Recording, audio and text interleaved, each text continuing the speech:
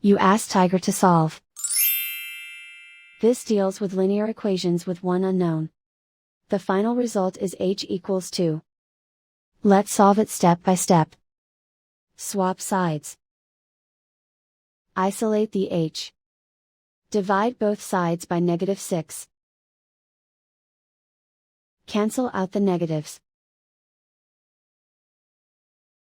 Simplify the fraction. Cancel out the negatives.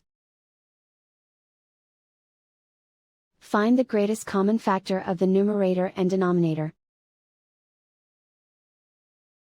Factor out and cancel the greatest common factor. And so the final result is h equals 2.